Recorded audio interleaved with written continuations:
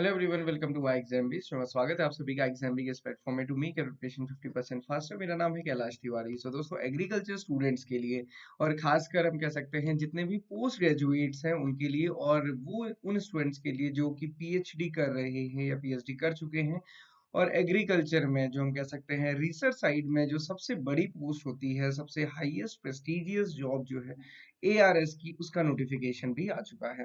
दोस्तों, ये नोटिफिकेशन इस बार इन्होंने रिलीज किया है और ये काफी एडवांस में रिलीज किया हुआ है। आप देखेंगे 24 फरवरी 2025 को रिलीज किया गया है, और जो इसमें एग्जामिनेशन होना है वो 2 to 4 सितंबर 2025 में होगा, और जो मेंस का एग्जामिनेशन है वो 7 दिसंबर में। तो आप देख सकते हैं कि बहुत एडवांस में मिल रहा हुआ है नोटिफिकेशन। तो वो स्टूडेंट जो कि पोस्ट ग्रेजुएशन करने के बाद नेट की प्रिपरेशन कर रहे हैं, या फिर आप जो भी स्टूडेंट्स हैं चाहे पोस्ट ग्रेजुएशन किया पीएचडी किया है, अगर आप एआरएस को भी टारगेट कर रहे हैं, एसएमएस को टारगेट कर रहे हैं, एसटीओ को टारगेट कर रहे हैं, क्योंकि सभी की वैकेंसीज हैं, अराउंड 458 वैकेंसीज एआरएस की हैं, और बाकी 80 और 40 something vacancy SMS and STO की भी है।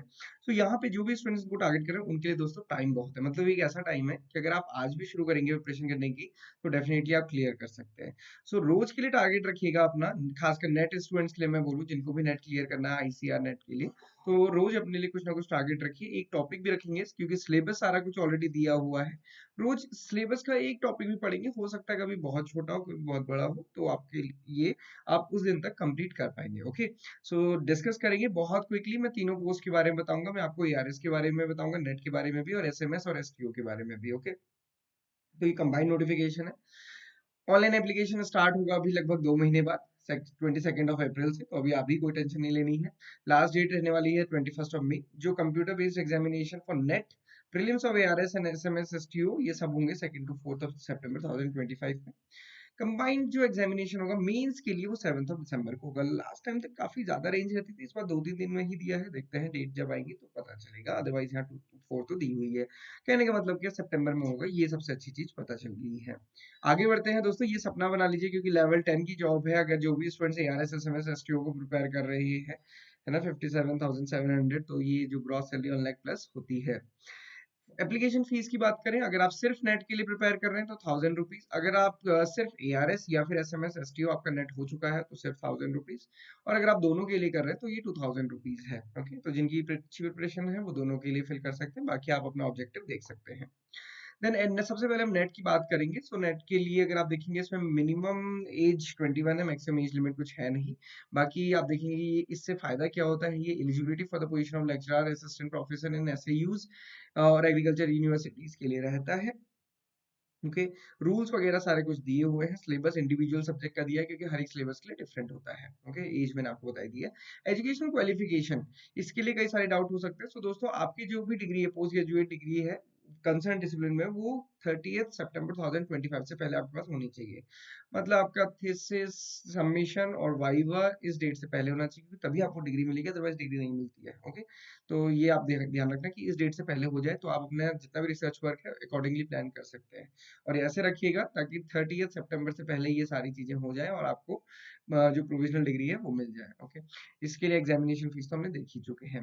जो प्लान होता है एग्जामिनेशन फॉर द नेट, या फिर हम कह सकते हैं सबका प्रीलिम सेम होता है, और वो प्रीलिम्स क्या होता है, 150 मार्क्स का क्वेश्चन रहता है, 150 ऑब्जेक्टिव क्वेश्चन रहते हैं, 2 घंटे का टाइम दिया जाता है, और 150 जो क्वेश्चन हैं वही जो आपका रिलेवेंट डिसिप्लिन है उससे रिलेटेड होंगे, कोई जनरल क्वेश्चन उसमें ऐसे नहीं होते हैं। ओके, जो मिनिमम क्वालिफिकेशन है फॉर नेट, वो 75 मार्क्स आपको लाने होते हैं, जो कि 50% होता है एग्जामिनेशन का for the general category. EWS OBS को 45% लाने होते हैं, एससी एसटी पीडब्ल्यूबीडी को 60 मार्क्स या फिर 40% मार्क्स लाने होते हैं। तो ये मिनिमम क्वालिफाइंग है, ये टारगेट होना चाहिए। मतलब ये तो खैर मिनिमम मार्क्स है, इससे ऊपर आपको टारगेट अपना रखना है। और एक चीज ध्यान रखिएगा, इसमें जो नेगेटिव मार्किंग होती है वो 1/3 होती है, तो लॉस बड़ा होता है, 1/4 नहीं है।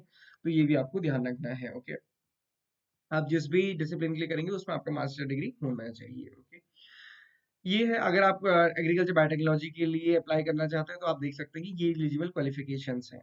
सिमिलरली एंटोमोलॉजी, और आप देख सकते हैं अकॉर्डिंगली जिसमें भी ये करना चाहते हैं, जरूरी नहीं है कि आपने किसी में पोस्ट ग्रेजुएशन किया तो आप उस सब्जेक्ट में करें। कई बार बच्चे 2-3 चीज से भी करते हैं, जैसे अगर आप देखेंगे जेनेटिक प्लांट ब्रीडिंग है तो एग्रीकल्चर बायोटेक्नोलॉजी भी आप कर सकते हैं, ये भी फिल कर सकते हैं, सीड साइंस भी कर सकते हैं। तो अगेन आप देखिए आपकी preparation economic, botany and plant genetic resources भी कर सकते हैं, बहुत सारे सब्जेक्ट, डिफरेंट डिफरेंट सब्जेक्ट्स में। सिमिलरली एग्रोनॉमी, बहुत सारे सब्जेक्ट्स में आप अप्लाई कर सकते हैं, तो वो आप देख लीजिएगा। ओके, देन सिमिलरली एआरएस के लिए अगर हम चलेंगे, ये नेट के बाद जो दूसरा है वो एआरएस है। एआरएस में आप देखेंगे ये लेवल 10 की जॉब है। 57,700 से 1,82,400 7 सीपीसी के अकॉर्डिंग है। 8 सीपीसी लगने वाला है, एक दो साल में लगेगा, तो उसके बाद ही फिर और बढ़ जाएगी। यहाँ पे 3 फेज होते हैं, प्रीलिम्स, मेंस और इंटरव्यू। नेट के लिए तो सिर्फ प्रीलिम्स होता है, प्रीलिम्स के बेसिस में क्वालिफिकेशन होती है। यहाँ पे क्या है, प्रीलिम्स क्वालिफाइंग है, मेंस और इंटरव्यू के मार्क्स ऐड होते हैं। वैकेंसीज कितनी है मैं अभी आपको दिखाऊंगा। ओके, बट ये आपको ध्यान रखना है, अगेन जैसे यहाँ पे था नेट के लिए, वैसे ही एआरएस के लिए भी होता है। एआरएस में जो मैक्सिमम मार्क्स होते हैं प्रीलिम्स के लिए 150 होते हैं। ये मेरिट बेस्ड सिलेक्शन होगा। मेंस में आप देखेंगे 300 मार्क्स होंगे, और इंटरव्यू 45 मार्क्स का होगा।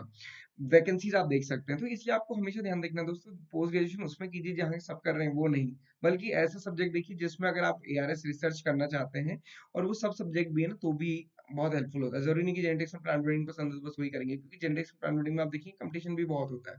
24 वैकेंसीज हैं, लगभग सबसे ज्यादा वैकेंसीज में है, बट अगेन कंपटीशन भी उतना ही ज्यादा होता है। अब इसके अलावा देखिए प्लांट बायोकेमिस्ट्री है, प्लांट पैथोलॉजी है, प्लांट फिजियोलॉजी, और भी स्पेसिफिक अभी इसमें पूरी लिस्ट में आप देखेंगे तो बहुत सारे सब्जेक्ट्स हैं, और जिनमें आप बहुत अच्छे से कर सकते हो। देखिए जैसे एनिमल रिप्रोडक्शन, गायनेकोलॉजी है, एनिमल न्यूट्रिशन है, बीएससी जी के बाद आप पोस्ट ग्रेजुएशन कर सकते हैं एनिमल न्यूट्रिशन के लिए, आप इजीली फिर टारगेट भी कर सकते हैं। तो टोटल आप देखेंगे 55 कैटेगरीज है, मैंने सारा नहीं दिखाया, आप अपना देखिएगा अकॉर्डिंगली। 458 वैकेंसीज है, तो काफी अच्छी है। जरूर टारगेट कीजिए, कमेंट बॉक्स में बताइएगा कौन इसको टारगेट कर रहे हैं। Okay, then SMS and STO के लिए अगेन यहाँ पे भी पोस्ट ग्रेजुएशन रिक्वायर्ड है, पीएचडी किसी में कंपलसरी नहीं है। 3 लेवल में ये भी एग्जामिनेबल होगा, similar to this ARS। Okay, तो vacancies for SMS and STO के लिए भी आप देख सकते हैं, जो एसएमएस के लिए है वो 41 वैकेंसीज हैं, और एसटीओ के लिए आप देखेंगे तो ये 83 वैकेंसीज है। अगेन आप देख सकते हैं डिफरेंट डिफरेंट स्ट्रीम में, लेकिन इसमें काफी कम रहती है, और कुछ एक दो वैकेंसी रहती है कैटेगरी में स्पेसिफिक भी हो सकती है। तो अगेन किसी के लिए बहुत बेनिफिट होगा, किसी के बेनिफिट नहीं होगा, बट जिनके लिए नहीं है उनको अपना एसएमएस सॉरी ARS में ध्यान लगाना है।